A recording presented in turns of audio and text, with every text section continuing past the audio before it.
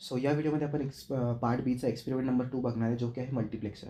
तर आपल्याला सगळ्यांना माहिती आहे मल्टिप्लेक्सर काय असतं. मल्टिप्लेक्सर काय असतं की समजा आपल्याला मल्टिपल इनपुट्स असतात आणि त्या इनपुटमधून कोणतं पण एक इनपुट सिलेक्ट करायचं आणि तो सिलेक्ट करून तो आउटपुट साईडला दिसतो.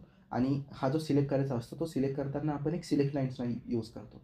आता 2:1 मल्टिप्लेक्सर काय आहे, तर 2:1 मल्टिप्लेक्सर म्हणजे इनपुटला 2 इनपुट्स आहेत आणि त्या दोघं इनपुटमधून कोणतं पण एक मला आउटपुटला दिसायला पाहिजे. आणि कोणतं दिसणार हे कसं सिलेक्ट करणार की सिलेक्ट लाईनला सिलेक्ट करणार. तर हे बघा इथे दिसतंय I0 आणि I1. आता हे दोघं इनपुटमधून कोणतं दिसणार आउटपुटमध्ये, तर ते एसमध्ये सिलेक्ट करणार.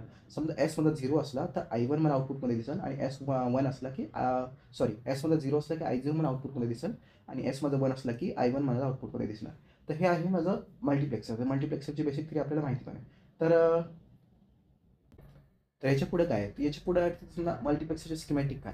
तर मल्टिप्लेक्सरचे स्किमॅटिक जर डिटेलमध्ये बघितलं की अशी, पण याला जर आपण ब्रेकडाऊन केलं तर हे ब्लॉक डायग्राममध्ये दिसतं की आपल्याला काय लागतं की इन्व्हर्टर लागतं आहे, 2 TG गेट लागत आहे आणि हे 2 TG गेट आणि इन्व्हर्टरचं आपण असं कनेक्शन केलं की आपलं मल्टिप्लेक्सर बनून जातं. तर एवढी मोठी डायग्राम आपल्याला लक्षात ठेवायची गरज आहे का, नाही. आपल्याला डायग्राममध्ये लक्षात ठेवायची, ही वेळेला लक्षात ठेवायची. ट्रान्समिशन गेटचं आपल्याला हे माहितीच आहे.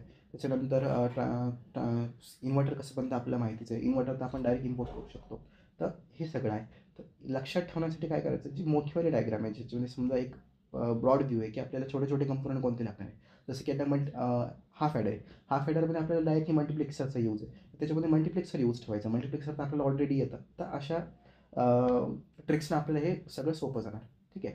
तर त्यानंतर आपल्याला काय करायचं आहे, हे आपल्याला सॉफ्टवेअरमध्ये बनवायचं. तर त्याच्यासाठी काय करायचं, सगळ्यात पहिले सॉफ्टवेअर ओपन करायचं. ठीक आहे. सॉफ्टवेअर ओपन केल्यानंतर मग काय करणार, एक ट्रान्समिशन गेट ड्रॉ करणार. तो ट्रान्समिशन गेट आपण कॉपी करू, कारण की आपल्याला 2 ट्रान्समिशन गेट लागतात. आणि मग बाकीचं हां, तर मग बाकीचं सगळं सेमच आहे, की समजा आपण इन्व्हर्टर कॉपी करायचं, इन्व्हर्टर लावायचं वगैरे, वगैरे. तर ते मी सांगतो, की काही याच्यामध्ये गोष्टी समजा कॉपी पेस्ट कसं करणार, फ्लिप वगैरे कसं करणार. तर हे एक्सपेरिमेंटमधून कळालं, की आपण हे बाकीच्या एक्सपेरिमेंटमध्ये सेम टू सेम यूज करू शकतो. ठीक आहे.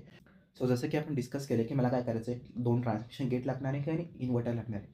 तर टाईम सेव्ह करण्यासाठी मी काय केलं आहे, इथं 2 ट्रान्समिशन गेट आणले आहे आणि एक इन्व्हर्टर आणलं आहे. तर यांचे सध्या मी कंप्लीट कनेक्शन्स नाही केले, अर्धेच कनेक्शन केले आणि बाकीचे कनेक्शन मी तुमच्यासोबत करतो.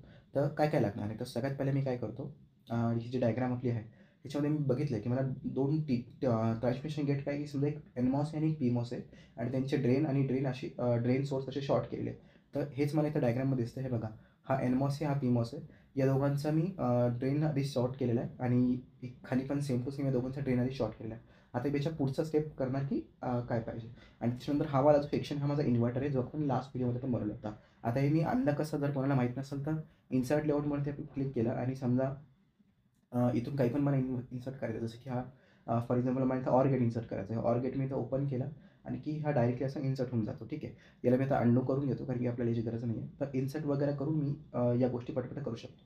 तर पुढं काय करायचं मला आता, मला कनेक्शन्स करायचे जसं की सांगितले होते. तर मी काय करणार, व्हिडिओ बघून घेणार, सॉरी नोट्स बघून घेणार. नोट्समध्ये मला काय करायचं, हे 2 कनेक्शन असे करायचे. तर त्यांच्यासाठी मी काय करणार, की सुरुवात करू की मला इथून कनेक्शन करायचं आहे याच्याशी इथपर्यंत. तर मला काय लागणार आहे, एक मेटल 1 लेयर लागणार आहे. ठीक आहे. ही मेटल 1 लेयर,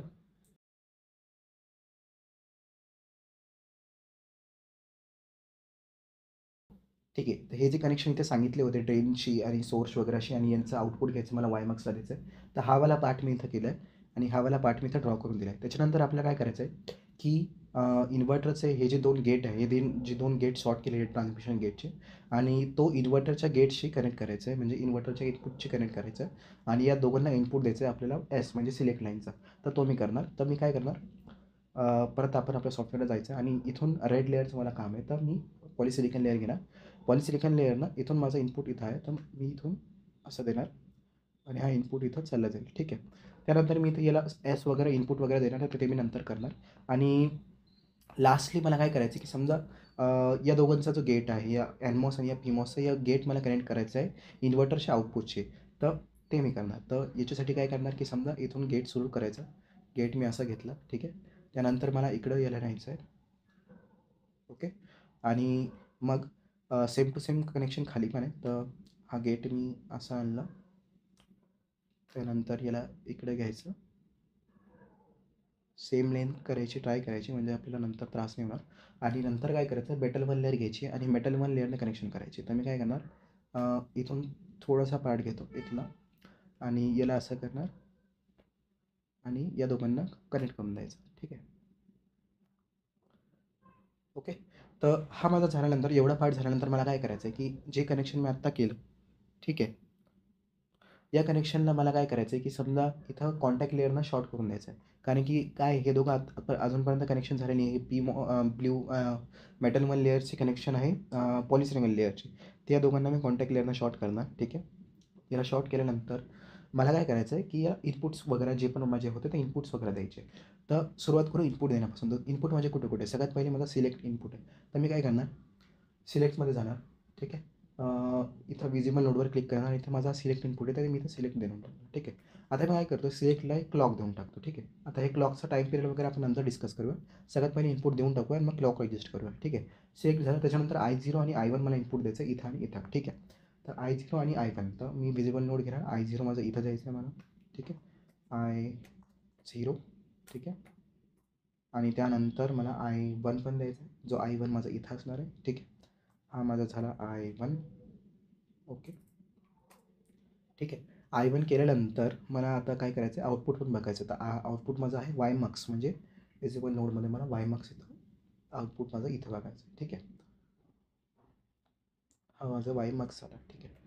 याला नाव मी देणार वायमक्स, म्हणजे मल्टिप्लेक्सरचं आउटपुट असाईन. ठीक आहे. आता मला फ्रिक्वेन्सी काय काय द्यायची आहे, तर फ्रिक्वेन्सी जी पण द्यायची आहे ती फ्रिक्वेन्सी तर ऑलरेडी डिसाईड केलेली आहे. तर मी काय करणार, इथं खाली लिहिलेलं आहे frequency of I0 is equal to 4 times of frequency of I1. म्हणजे जी पण मी फ्रिक्वेन्सी I0ची देतो ती 4 टाइम्स ऑफ I1 देतो. तर जर लास्ट व्हिडिओ जर मी बघितला आहे, लास्ट व्हिडिओमध्ये मला माहिती आहे की मी जर इथं फ्रिक्वेन्सीमध्ये गेलो म्हणजे क्लॉकमध्ये याला इनपुट दिलं. आता मला माहिती आहे जर मी इथं 090 दिलं, ठीक आहे, आणि इथं 090 दिलं आणि इथं 10 दिलं की माझी 5 गिगाहर्टची क्लॉक आहे. ठीक आहे. ही 5 गिगाहर्टची क्लॉक झाली. ठीक. ओके. आता I1 मला काय द्यायचं आहे, I1 मला द्यायचं आहे 5 गिगाहर्ट्ज क्लॉकच्या 4 टाइम्स. म्हणजे मी काय करणार, 2 वेळेस फास्टरवरती क्लिक केलं की माझं 4 टाइम्स होऊन जाईल. ठीक आहे.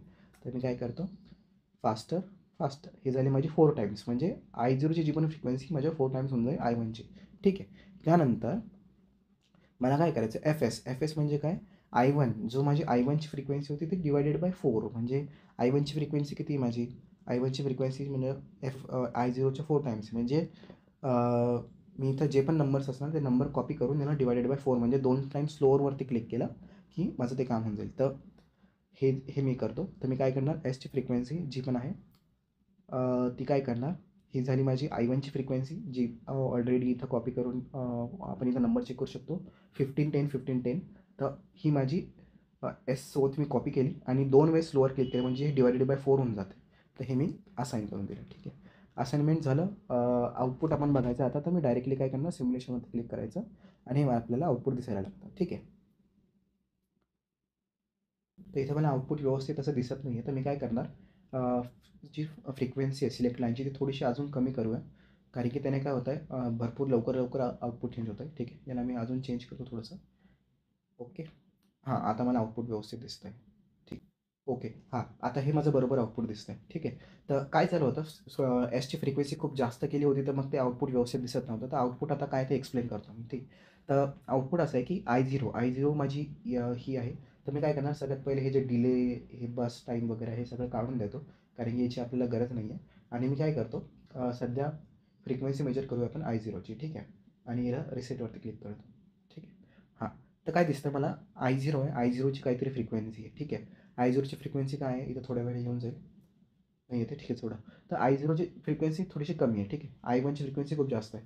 तर जेव्हा माझं सिलेक्ट लाईन 0 आहे, म्हणजे सिलेक्ट लाईन 0साठी मला काय सिलेक्ट झालं पाहिजे, इथं नोट्समध्ये लिहिलं आहे मी, सिलेक्ट लाईन 0साठी माझं I0 सिलेक्ट झालं पाहिजे. तर जेव्हा सिलेक्ट लाईन माझी 0 आहे तेव्हा ही पहिली सायकल आपण स्किप करूया. जेव्हा सिलेक्ट लाईन 0 आहे तेव्हा माझं I0 हे जे आहे ॲज इट इज माझ्या आउटपुटमध्ये दिसतं आहे. आणि जेव्हा सिलेक्ट लाईन माझी 1 आहे, इथं माझी सिलेक्ट लाईन 1 आहे, तर हे जे I1 जे आहे, ही I1ची फ्रिक्वेन्सी ॲज इट इज मला बघू इथं आपण बघू शकतो आउटपुटमध्ये दिसते. तर हे झालं माझं मल्टिप्लेक्सर. मल्टिप्लेक्सरचं आउटपुट असंच असतं की समजा सिलेक्ट लाईनच्या हिशोबाने कोणते पण 2 इनपुट्समधून माझं आउटपुटमध्ये एक दिसतं. तर जसं जसं हे सिलेक्ट लाईन व्हॅरी होते तसं तसं माझं इनपुट आणि आउटपुट कनेक्ट होत आहे. हे झालं म्हणजे मल्टिप्लेक्सरचं आउटपुट. तर हां, तर जे मी सांगितलं होतं की फ्रिक्वेन्सी मी का चेंज केली, तर समजा मी इथं फ्रिक्वेन्सी थोडीशी फास्ट करतो आहे. ठीक आहे. 2 टाइम्स मी फास्ट केलं आणि इथं मी प्ले केलं. तर मला इथं दिसतं की हे खूप जास्त लवकर व्हॅरी होऊन जातं आहे. सिलेक्ट लाईन खूप जास्त लवकर व्हॅरी होते, तर हे इनपुट आणि आउटपुटमध्ये मला डिफरन्शिएट करताच येत नाही. हे मलाच समजत नाही की माझं काय सुरू आहे. तर मी त्याच्यामुळं फ्रिक्वेन्सी आधी स्लो करायचं बोललो होतो, की समजा अजून थोडीशी स्लो केली की आउटपुट व्यवस्थित दिसायला लागतं. ठीक आहे. तर हे माझं व्यवस्थित आता दिसतं आहे. याच्यामध्ये पण एवढं खास दिसत नाही. अजून एकदा स्लोअर केले की अजून एकदा छान दिसायला लागतं. ठीक आहे. तर हे झालं आपलं मल्टिप्लेक्सरचं आउटपुट. याला कसं बघायचं. आपण काय काय केलं, टीजीकेट वगैरे असं कॉपी वगैरे करून व्यवस्थित असं बनवलं आहे. ठीक आहे. तर अशा स्टेक्स यूज करायच्या, कॉपी पेस्ट करायचं. जे आपण ऑलरेडी बनवलं इन्व्हर्टर, ते इन्व्हर्टर डायरेक्टली घ्यायचं, तिथं पेस्ट करायचं. ठीक आहे. तर अजून एक गोष्ट, समजा आता ही जी लेआउट आहे मी आत्ता तुमच्यासमोर बनवलं, जे खाली जे ड्राईव्हची लिंक आहे त्याच्यामध्ये मी दुसरं वाला लेआउट टाकणार आहे, जे मी ऑलरेडी बनवून ठेवलेलं आहे. कारण की ते नंतर मी तेच यूज करणार आहे, हे मी यूज करणार नाही. तर मल्टिप्लेक्सर हे वाला लेआउट आहे, म्हणजे खाली टाकणार आहे. सेमच लेआउट आहे, याच्या थोडंसं फक्त ओरिएंटेशन चेंज आहे. तर याचं पण आउटपुट आपण इथं बघू शकतो, सेमच आउटपुट आहे. तर हे मी करणार आहे. खाली जे ड्राईव्हची लिंक आहे, ड्राईव्हच्या लिंकमध्ये हे लेआउट टाकणार आहे आणि पुढे जाऊन आपण हे मल्टिप्लेक्सरचं लेआउट आपण यूज करणार हाफ ॲडरसाठी, फुल ॲडरसाठी. हाफ ॲडर आणि फुल ॲडर खूप मोठं डायग्राम आहे, लेकिन त्याला मी पण मी त्याला छोटं करून दाखवणार की कसं आपण त्याला ट्रिक यूज करून डायरेक्टली बनवू शकतो. आणि फक्त 4-5 कनेक्शन करायचे असणार, जे ऑलरेडी आपण बनवले तेच यूज करून हाफ ॲडर आणि फुल ॲडर आपण बनवू शकतो. ठीक आहे. थँक्यू.